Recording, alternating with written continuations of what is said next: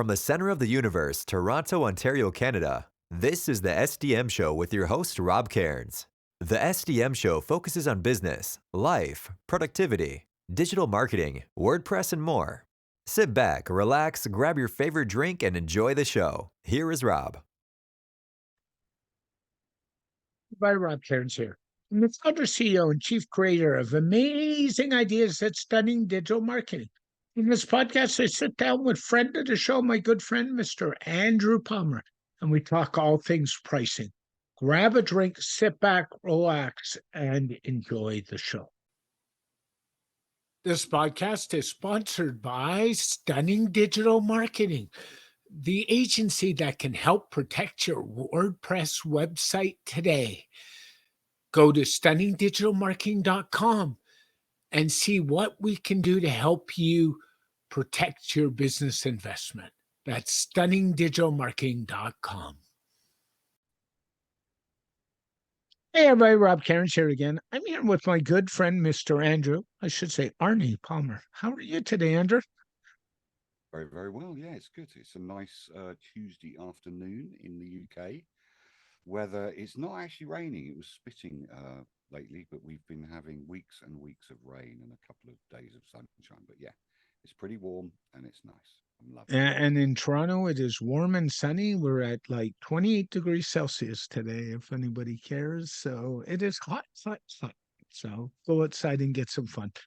So we were kind of talking in before we went to record, and you and I have many a conversation in many a group and many an ex Twitter chat. And this came out of a tweet that you posted a couple of weeks ago, and you were talking about not doing your pricing and fighting the race to the bottom. And we've all been there. We see it in the WordPress space. We see it in business, in the retail space. I think the only one that succeeds fighting the price to the bottom is the dollar store, discount store type of place, because that's what people expect. And I was thinking coming into this, I walked into my barber shop on Friday last week for my first haircut in 4 months. And I was in the barber chair, believe it or not, 12 minutes at the cost of $40 Canadian by the time I was done. And my mom looked at me after and said, $40 for 12 minutes? And I looked at her and said, it's not the 12 minutes. It's what got done, how it got done, and the proper way it got done. So the expertise involved. What do you say to that to open the show? I think the tweet, if I'm remembering correctly, was I stupidly locked my car keys in the back of in the boot of my car, Yes. Yeah. and I'd instinctively locked my car, which was crazy. Mhm. And I've only got one set of keys, which again is crazy as well. But that's like the key for my car is £300, and ironically, the total cost of me getting my key recut and or getting a spare key cut and getting back into my car was nearly £400. So Yeah. if I'd been sensible, I'd have had a spare key and somebody could have brought me the key. But my point is that it took the guy 10 minutes to get in, and that's in between chatting and all that kind of stuff, to break into my car. And it took him about 15 minutes to cut the car key, and the total cost was £398. Yep. I was willing to pay that, one, because I was in the SH1T, and two, because he's got a skill that I don't have, built up over many years. And so it's value-based pricing. What's the value of getting back into your car when you can within 90 minutes? Made a call, he came within 90 minutes, 10 minutes later, I was in my car.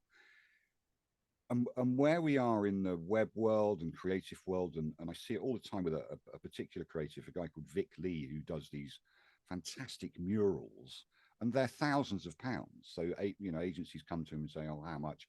And they say, oh, we can't go with you. They're thinking, 300 or 400, £500. But these are real skill-based stuff.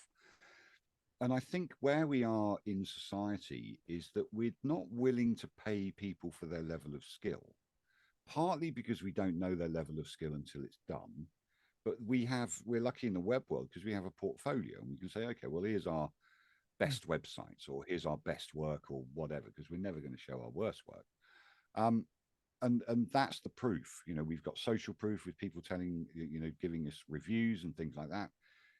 But people still aren't willing to pay. And part of the issue around WordPress and websites and web hosting and everything like that is it on the face of it, it's cheap. It's cheap to build a website. You know, build a website for free, WordPress.com. Build a website for free, host it for free. You know, as long as you don't have your own domain name connected to it. So we've actually working towards devaluing what we charge. So therefore, I said I'm Mhm. going to charge more, and I was referring to my web building business. You know, ironically, as of today, Tuesday, the 4th of June, I've halved the price of Bertha because we've had now 2 months of seeing what our LLMs are charging us and saying, right, okay, well, our costs have reduced. We're going to pass them directly on to our clients. So we've Yep. done a 50% reduction, which I think will keep going there.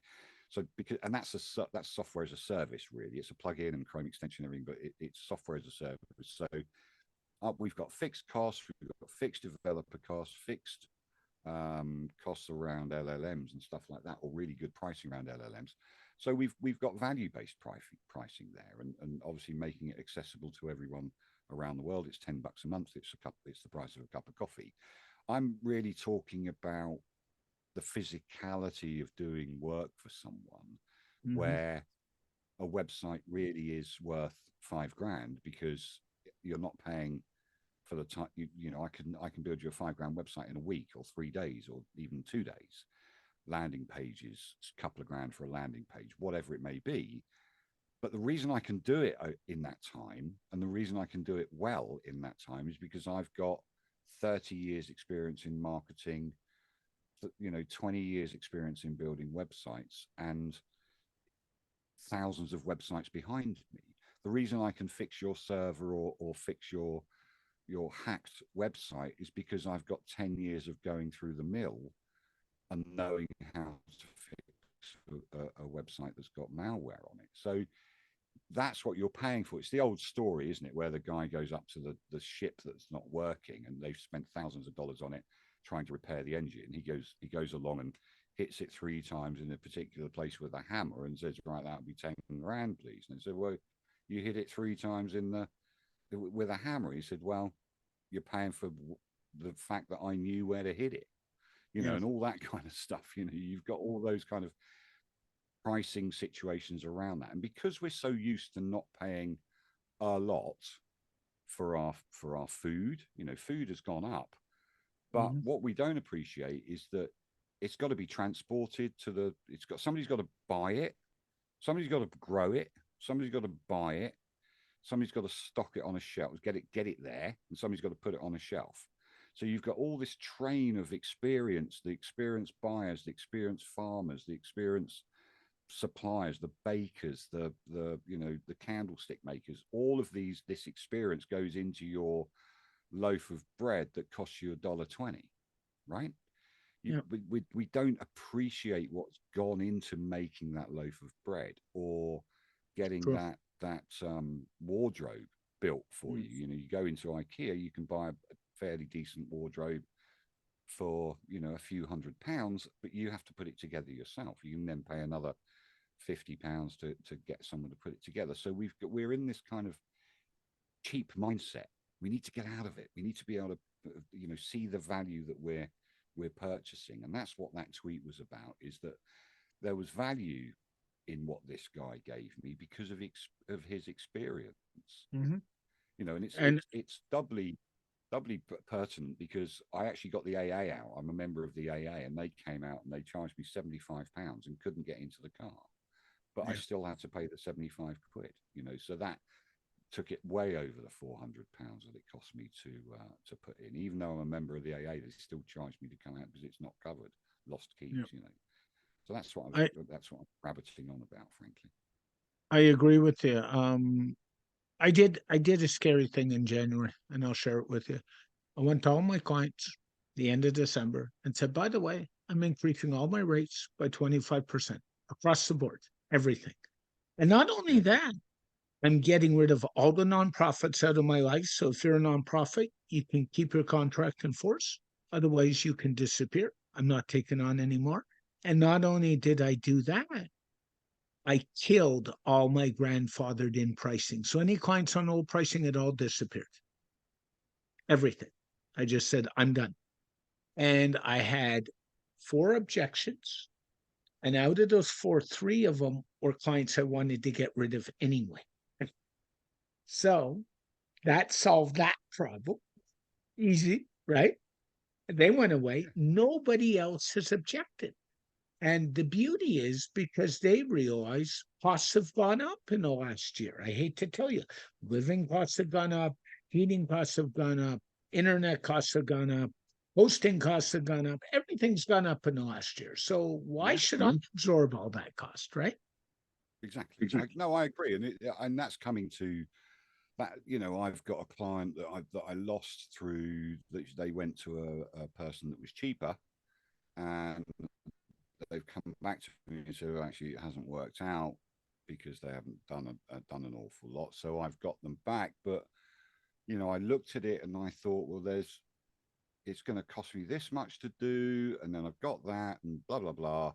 It's going to be this much, and it was more than double of what they were paying the cheaper guy. And I said, well, I'm not going to do it for less than that, and that's just the way it is.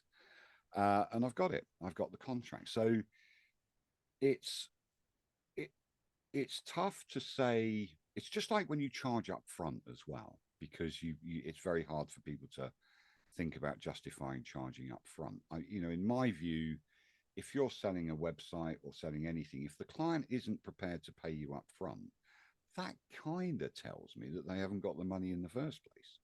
Yep. Because they haven't, they're trying to do it out of their own cash flow. So you can't, I'm always willing to help people with payment plans and things like that. But at the end of the day, you have to pay for everything that you go out and buy. You buy a car, you may need a loan. You might be lucky enough to be able to, or fortunate enough in your planning to be able to have saved for a full car for 30 grand or 40 grand or whatever it is.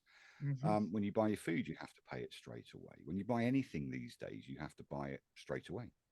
Yeah. Um, why not have the same attitude to website design or even consultancy or whatever? So my when I have a first client, I say it's 100% upfront, and I lose people from that, I'm okay with that because I don't Me want to too. work with people that don't want to trust me from the very very beginning. Because and there's things, shall we use an escrow service? And I did use one for a client because it was a large amount of money, but they paid the money into the escrow service. Yeah. It was, I knew the money was there. Mhm. And of course, even with the modern banking systems, I deal with people in the States and they pay me by ACH. My bank in the UK takes 6 days to clear that. It appears on Yeah. my bank account, but it takes 6 days to clear. So who's got hold of that money? My bank, obviously. They just don't want to they don't want to take any risks. But it's hard enough to get payment for anything. And I've got people that I charge, old legacy prices of 125 a year for hosting and maintenance from 10 years ago, and they just will not pay more. And sometimes they even don't pay at all, and you have to chase them and chase them. And back in the day, I didn't have a contract to say that if you don't pay, I'll close you down. So I can't close their websites down. I just have to send them a letter and say within 7 days your hosting service will cease, and then they Mhm. pay. But it's Yeah. just annoying. We need to get to I pay my bills on time So do every I. time, right? So why can't other people have that kind of attitude? It's not a big deal to pay people on time. I've got one guy. We did some leaflets for him, I don't know, 3 months ago. It's 100 quid. He said, yeah, I've told my accountant to pay you. 3 months for 100 quid. So I went into his restaurant the other day and I had 150 quid's worth of food. Thought, why not? Didn't pay it. rang me up, said, "What's going on?" I said, "Well, you haven't paid me, so I've taken my payment in food." And he said, "Oh, okay, whatever." Maybe that was his trick, but it's just annoying that Yeah. for it's the little amount. And this is what costs businesses money. This is what costs freelancers sleepless nights because they're not getting paid on time. If you expect someone, I did a tweet or a LinkedIn post as well. Be the best client you can be. Pay Hmm. people on time. As soon as you get an invoice, there's literally nothing stopping you paying that straight away, unless Yep. you haven't got any money. And if you haven't got any money, don't ask people to do work for you. Right? Yeah. It's that simple. And I that's what I want to go back to the paying up front for a minute. In the WordPress space and a lot of spaces, people call that initial payment a deposit. And I don't like that terminology at all. And the reason I don't is a deposit suggests that the payer will get some of that money back. I actually call that an initial payment towards completion or anything in my contract to avoid using that deposit word. What do you think about that? I totally agree with you. Deposit kind of can almost mean it's refundable Yeah. because it's a deposit, right? So unless you have your terms, I don't call it a deposit. I never have. It's always an upfront payment. It's an initial payment. So it's not none of my um, payments to people are refundable, apart from if I'm Mhm. selling them a you know, if I'm selling them a digital product, then yes, my you've got your normal laws that say that you have to refund within whatever your terms are. If it's a Mhm. digital product, if it's for digital services like building a website, no, I've done some work or I've paid someone to do the work, so therefore you have to pay me, and you're not going to get any money back if you cancel it. Yeah. And you've accepted my terms and conditions. Every single client now gets a contract, and it's a standing contract. It's Mhm. you pay your bills. What's that? Yeah. You pay up front and you pay on a. And I do, if it's something like if it's £10,000 or $10,000 or something, I'm happy to do a payment plan. I'm happy Yeah. because the first payment should really cover your costs. Then the second payment kind of covers your ongoing costs, and the third payment is where you get your profit. But your cash flow is okay, because Yeah. and the point is that if you're a freelancer, I think any freelancer that is actually doing the work can't take on more than 3 websites a month. Can't even take on more than 2, because how can they focus on maybe just Mm. me? But we do multiple product projects because I've got multiple freelancers that work with me.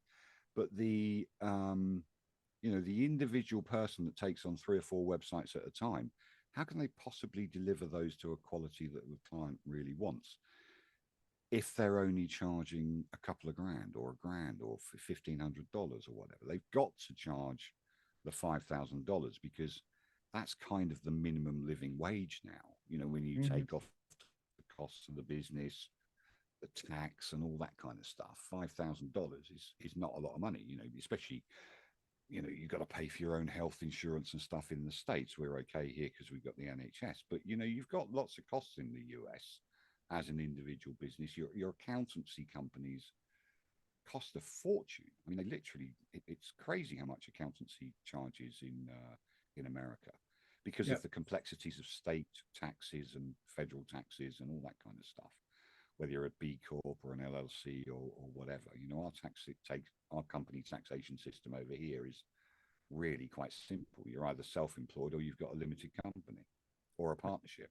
So it's not complex at all. There's three versions of a company you can have. In the States there seems to be B Corp, C Corp, A Corp, LLC, partnership, sole trader, whatever. It's Yeah. complex stuff.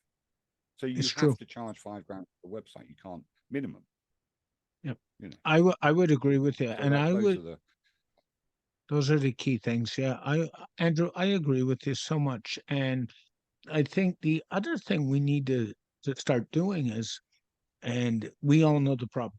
Client makes that first payment, they're gung ho, ready to go on a website project, and then you don't hear from them for 5 months, right? And It's Yeah, like, how do you move a project? I actually went to the point 2 years ago where I started putting into my website um, contracts a clause that if the client disappears, the project goes dormant, and there's a restart cost on the project. How do you handle that approach? well, so if I do, so it's 50% upfront payment, Yep. and then the remaining 50% within, and I've changed it slightly, but it was always used to be within 6 weeks or when the project is complete. Yep. Or whichever is the sooner. So that's the Hmm. that's the phrase that you've got, whichever is the sooner. So if it goes beyond 6 weeks, the money is all of the amount of the money is due, right? Yep. So they have to pay that. And then with like you, there's a restart charge. And also there's a restart time, because in the time that you've been waiting for them to restart the job, you've got you've said no to other businesses, right? For at least a week or two. You said no to other projects because you've got this project on board. Hmm. And I mean, that's the reason for the existence of things like Atarim. It's the reason for the existence of things like Bertha, because at least now you've got you can open up communication channels where the customer Yep. can doesn't have to sign into a Trello or give you a Google Doc or something. You can sign on to the website with Atarim, and they can put you can create the content with Bertha, the text content with Bertha, and they can amend it or say, yeah, they like that or whatever. So your web development and your web design is becoming more intrinsically will build a total done for you, including the initial copywriting, even if it's AI Hmm. generated, but it's still there. So those are the reasons from the years of experience of being held at the end of a fishing line and not being pulled in, because the content hasn't arrived or Hmm. something's got in the way. I've got a couple of clients like that at the moment. They're an absolute nightmare. They just, where's the content? And then all of a Yep. sudden they send you an email with 30 pages of A4 typed out on a Google Doc, and they say, right, okay, we're ready. Can we launch this next week? Well, no, actually, we can't. Yep. Because we've got other projects on the go now. So yeah, that's where I stand. It's 6 weeks. The final payment is due within 6 weeks, or when the project completes, Hmm. whichever is the sooner. Those are the words that I use, and that's legal jargon from a lawyer who gave me Yep. that. So Oh, I'm sure. And the other thing I would say, with this whole pricing model is I treat websites interesting. I treat them like going into a restaurant. So you go in and you sit down and you grab a menu and you say, I want a drink. And in your case, it's vodka. I know that. So Andrew orders his vodka. Then you order your second vodka. Then you order maybe a salad. I don't know. I would order a salad to start my meal. You know where I'm going with this. Then you yeah, order your entree. And if you're still hungry, you order dessert. And I look at my diabetic numbers. I say, oh crap, I shouldn't have done that. But that's another story, right? But the point I'm making is I've built this menu of services and I'm going to pay based on the menu items that I bought.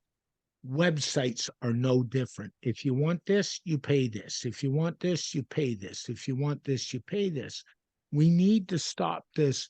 Oh, can you insert this? No, this is what we agreed to. So if you want this, it costs you this much more. Your thoughts on that? well, coming from the printing, I was in the printing industry for a long time, a lot of Yeah. years. Yeah. And one of the favorite phrases of a client was, "Can you?" So let's go back to repro plate making and all that kind of stuff. It wasn't digital print; it was proper lithographic printing. So you had to make plates and film and stuff like that. And you'd have an image of, say, a house for a property estate agent's Mhm. brochure or something, and that image would have reversed out text. So you'd have white text on that. You'd make the plates for that. You do a paper proof. You send it to the client. Oh, can you just change the text on this to say this, this, this? No, we can't just do that because all four plates are reversed out, all four films. So we're going to have to redo the film, and we're going to have to redo the plates and redo the proofing. And that's another £600. That happens in the web world like you can't believe. Can you just move that section to there? Can you Mhm. just do this? Can you just do that? Word that word just always has pound and dollar signs attached to it. You know, so if a client says to you, "Can you just?" then that sets off the till. Go ka-ching, ka-ching, ka-ching. Those "can you just" things just cost you $300, client, or $500, whatever. So that's how I address it, and I say to them, no, no, you know, you do a brief, you take a brief, you give them a proposal which forms part of your contract of what you're going to do, and if they move away from that, you can do things as a courtesy, and also if you're on a, say, like a maintenance plan or something, and they do something that's over the hour, you can invoice them. You invoice them with it and say, okay, that was $150 because it's our hourly rate.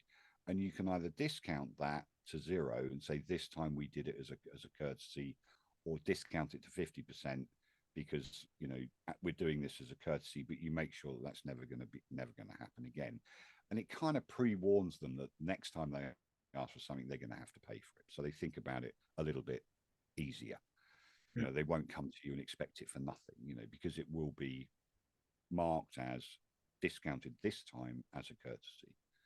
Blah, You blah, blah. beat me to my next question. You must have profit in your head today, Andrew, and that was this whole thing about discounting. So I've taken the approach for over 10 years. I never discount without showing the original value and then showing the discount. And I think a lot of web agencies and market agencies do themselves a disservice. They say, here's the price. No, break it down. Show them what they're getting, show them why they're paying, and then show them what the final dollar amount is. I think that is the best approach personally. But Yeah, I do too. And modern invoicing systems, you know, we use Zero to invoice people, and you have columns and you have categories, and then yep, you describe what you've done, and then the column is a sales, and then you've got, you know, 2 hours or unit cost 150, 2 hours, discount 50%, you know, and people can see that you've discounted it. It's got a minus figure on it as well as a plus figure, and it's in their brain. Oh, I got a discount on that. Thanks for that, or whatever it is. And I'll tell you what, I don't discount as much as you might think I do, because why should I? You know, I've got an hourly rate. That's my hourly rate. I just had a conversation with a client as well, saying, "Oh, you charged us the wrong hourly rate." I said, "No, I didn't. I charged you my normal hourly rate. If you go back to your invoices, you'll see that I discounted it for you because it reached a certain amount of hours. You know, 15 hours, I will give you a 20% discount on my hourly rate. This was a 2 hour job, therefore you're going to pay the $300 that is my normal hourly rate." mhm, And they go, "Oh, okay," you know, they accept it. And as I say, people, once you educate people around your pricing, because it's very difficult, isn't it? We go into a service station to service our cars, yep, and we don't know how much a set of brakes is going to cost, or a set of tires. We've kind of that's got an right. idea in our head, but we really don't know how much they're going to charge us for that. And then they all of a sudden hit us for another £700. You know, I got hit for about 500 quid the other day on my car, and just think, oh, it wasn't really ready for that. But it's, and then you see the value that they've given you in the previous years. You know, they've actually, you know, you had a bulb gone, so they didn't charge that. They didn't charge That's the correct. labor, didn't charge that. So they've given you value over the years. And if it's an expensive item like brake discs, which need repairing and they're life saving generally, hopefully for other people on the roadways as well, you're going to pay your 600 quid for to have all your discs replaced, you know, your pads. Yeah, And that's what the the problem is, when you start discounting, is how do you keep control of it? So they say, well, you gave me a discount last time, why can't I have that now? And you say, well, because it's not within the parameters of our discounting scheme. You know, as I say, plus get a 20% discount, 20 hours plus you might get a 30% discount, because we mhm. value you as a customer, and we're thanking you for the 30 hours that you've given us. But, you know, if it's going to be ad hoc work at an hour at a time, it's going to cost you 150 quid. Simple as that. No, I agree with it.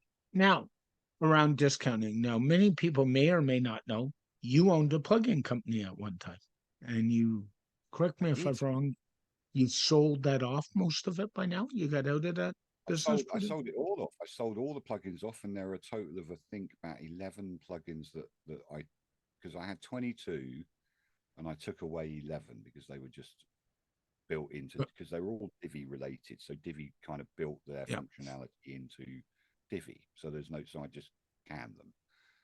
Of the 11 plugins that I sold to David were Woo Layout Injector, because it's got 40 odd modules in it, and also Divi 5 is coming out. So I didn't want to get involved in making them backward compatible, or continuing to be backward compatible and compatible with Divi 5 as well.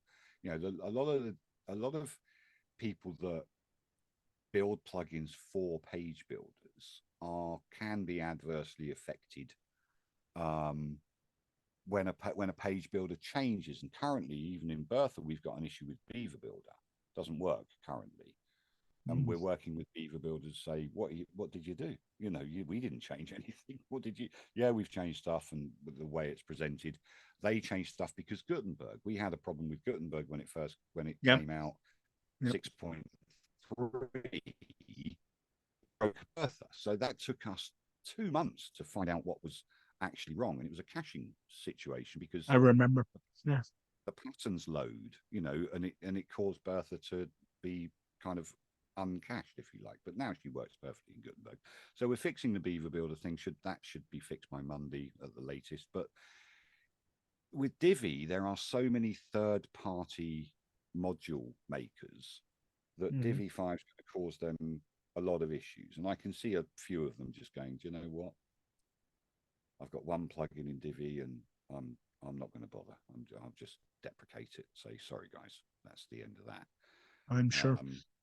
You know. So now, yeah, plugin companies come to Black Friday every year, and on Black Friday, we see this discount. And I was listening to Katie Keith the other day from Barn 2 Plugins, and she came out and said, I wait for Black Friday to renew all my agency plugins, and then I cancel all the old deals and take all brand new deals and just pay the cheaper pricing. As a plugin developer or plugin shop, should you discount your plugins? Why not? And should you stay out of the whole Black Friday ecosystem? It's very difficult because a lot of people make a lot of money on Black Friday. I mean, you know, I don't know how I'm going to be able to discount Bertha. It's $10 a month, you know, so it's just it's like a cup of tea. But it's a problem. And I'm trying to think who doesn't do discounts on Black Friday. There's a couple of people that stand up and go, oh, I'm not discounting on Black Friday. And I kind of agree with them, you know. And I don't disagree with Katie's philosophy of buying plugin or canceling plugins or subscriptions and then restarting them on Black Friday if the deal's good. I think that's a sensible use of your finances. But you know, Black Friday was originally put together to get rid of all the old summer stock, basically. Yep. You know, and that doesn't apply with digital products. It's you know, you've got I think it kind of devalues the marketplace for digital products and plugins and SaaSes.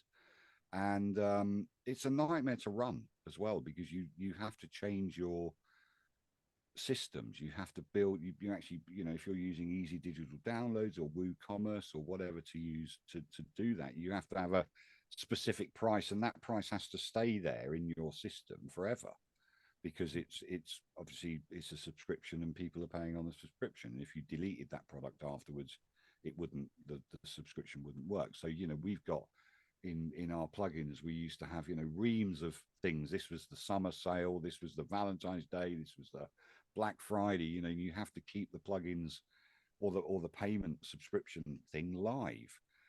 So I'm looking forward not to giving a discount on Black Friday. I'm really looking forward to it, because it won't happen. I'm sure you are. I'm not going to go less than a tenner a month. You know, you can stick it. You either want it or you don't. You know, it's not a big deal to me. But it's we may do a lifetime deal in Black Friday or something like that, just to see where it goes with us. But I want to see a decline in the amount of extensions and SaaS products that actually do Black Friday offerings. I want them to be brave and just say, okay, I can just live on my annuals But a lot of people live off their Black Friday. You know, I know one plug-in guy. I know a couple. You know, they November, October, November, they make, you know, 100 grand in that month or 200 grand. You know, it's just it's something. It's tempting to discount your product and have that massive injection of cash, especially before Christmas and tax season starts as well. So Yeah. it's a nice into your bank. I'd rather not see any sales at all as far as, or you know, discounted sales on software, because Yeah. it's, you still got the same cost as a Mm, software producer. You still got the support mm, systems, the hosting, the programmers. So you still got to manage. yeah. It's like people, it's like lifetime deals, isn't it? People say, "Oh, you shouldn't do Yeah. a lifetime deal." Well, you can. I mean, it kick-started us big time, but it just use it as a kickstart. You know, Mhm. it's almost like self-funding. You know, if you've got Yeah. a product and people want to buy it and you're doing a lifetime deal, say it to, I mean, I know that Siren has just come out, an affiliate It thing for has. WooCommerce, and you know, he did a 49 at 50 Hmm. bucks. Um, they sold out within minutes. That generated 2.5 grand. Then he did a 99 bucks, 50 things of that. That generated another 3 or 4 grand. You know, so he's made 10 grand in a day, which is great. And what I'll tell you is I just interviewed Alex recently, and that podcast is out, and he will never offer another $49 deal again. He's made that clear. This was a Yeah, well, one-time shot. yeah, fair enough, fair enough. But it's still an injection of cash. You know, he Yeah. probably injected probably around, I would imagine, from the sales that he did on that yesterday, I think it was, probably injected $10,000 into his bank account. It's Yeah. great, isn't it? It's a I'm great sure. way to generate. But discounting Black Friday, as I say, I'm really looking forward not to doing a Black Friday deal. Yeah. We Discount have this. a mutual friend whose name seems to enter every podcast you and I do together. And I think you know where I'm going with this one, that Westgard guy. Well, you know, who Of runs course. this Forms plugin called WS Forms, which you and I both agree is probably the best form plugin on the internet, right? Well, no question there.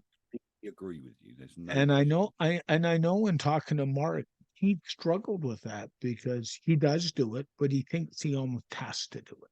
So Yeah, exactly. And but it's the fear of missing out, isn't it? Of that large amount of interest. But I think that he does it really well. I think, you know, he yeah, does a couple of discounts around, um, you know, the flagship word camps, he does. 30%. And I don't think he does a massive deal on Black Friday. I think it's like still 30. It's still Actually, 30. you know, it's not because, and I think it's only for the first year. So Yeah. maybe it's just a loss leader to get people. And once you've got WS form, you ain't going back. You know, No. once you've got it, it's an incredible piece of software. Yeah. And there are other forms out there on the market that we're all used to, and they're great as well, because let's not forget, you know, I was on a podcast this morning, actually. I mentioned Contact Form 7. We're used to Contact Form 7 from years ago, and it's totally free. It always has been free, Mhm. and it will continue to be free. It's got millions of downloads. You wouldn't have thought that there was room for another form plugin, and how many? I can think of 10 form plugins out there, and Yeah. there's probably 15, 20, you know, including the Divi form, the Elementor form, you know, all these kind The of things. cadence form built in the cadence and so on and so on. Yeah. Form solutions. Now the form guys are now building out SMTP solutions as well, you know, so Hmm. that forms actually get sent, because, you know, because of spammers and abusers, the WordPress hosting companies are saying, well, we're not going to deal with mail. Yeah. We're not, you know, we're not interested in that, because it just takes so much of our resources, you know, sending out 30,000 emails a month or whatever it is. But yeah, I mean, he's got a great kind of, let's not just talk about him too much, because he just gets too much publicity, this guy. Yeah, I know. He's got a great philosophy around pricing. He doesn't Hmm. really like doing it. but he knows that it, because he's a businessman first and foremost. He knows that if he can get people in for the first year on a 30 or 40% discount, Yep. it's gonna, and that's the way to do it. If you're going to do a Black Friday deal, just do it for that 1 year, you know. Mhm. But then you've got next Black Friday to think about. Are people going to cancel and then renew? Or, it's just, it's one of the hardest things not to do is a Black Friday deal because Yeah, everybody else is doing it. And do you really want to miss out on that extra 50 grand that you're going to make in that month? It's a tough call, isn't it? it sure is. Just to kind of wrap up a bit, if we were talking pricing and you were speaking to a WordPress company, what would you say would be your three quick takeaways when you're planning your pricing? Only do two pricing plans, Okay. max, um, if it's a product, because a middle tier pricing is neither here nor there. I was Hmm. talking to I was coaching a person the other day, and they had three pricing options, and I said, "Well, what's the difference? It's just not a. Why are you giving people three choices not to choose? Two pricing models. Like I've got $10 a month or $96 a year. When I had my plugins, you had one choice. It was monthly or annual. You got a slight discount for being annual, which was great. I tried to get away from the 5 sites, 10 sites, 20 sites. WordPress, really, I don't understand WordPress plugin developers doing 2 sites, 5 sites, or whatever. Um, they should all be unlimited. If you're going to have a plugin, it should work on every single website, especially if you're selling it to developers. So Hmm. you price accordingly. You say, okay, this is what it's unlimited, but it's limited features. Mark does it perfectly, with all his Yeah, extensions. he does. Get agency, you get all of the extensions. If you want pro, you don't get all of them. Simple as that, And if you want Hmm. basic, you don't.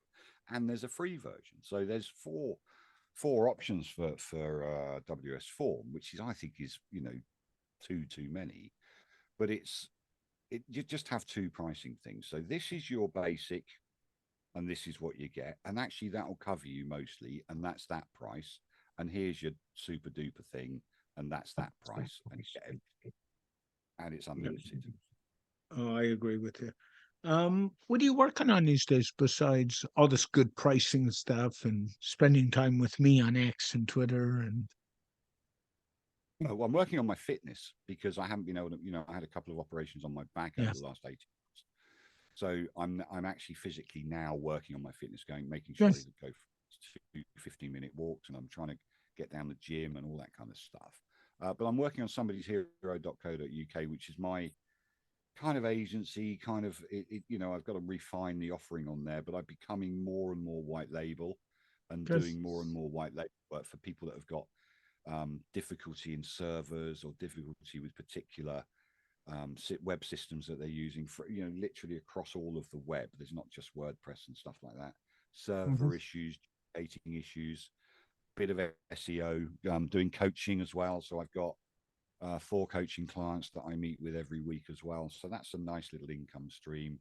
And I do at least 4 hours of pro bono coaching as well, which is more listening rather than coaching. I tend Yeah. not to tell my coaching clients what to do, kind of try and guide them into the way that if you're happy in doing what you do, find what you're happiest at and do. And if that can make money, then do that, and Yeah. that's what I'm trying to do with my own life as well. I'm actually happier doing coaching Hmm. than anything else at all because I can see people progressing and making things work. I've got one coaching client who hasn't been able to attend the coaching sessions because she's too busy. Yeah. That's pretty good, you And know. being happy is a journey, not an immediate thing, right? It takes.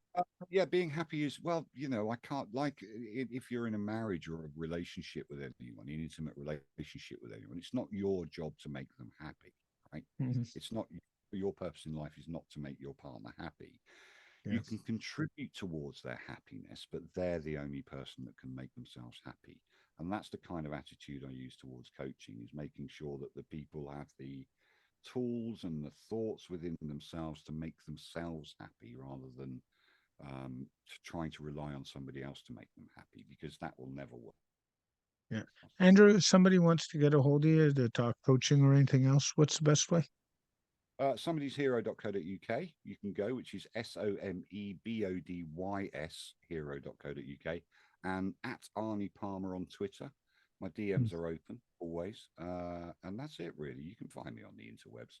Yeah. And if you want to keep me, I don't know when this is going out. Is this going out before WordCamp Europe? It sure is. So before the 14th of June, I'll be in Italy. You can just come up and say hi. I won't bite, No. not unless you're edible. Simple as.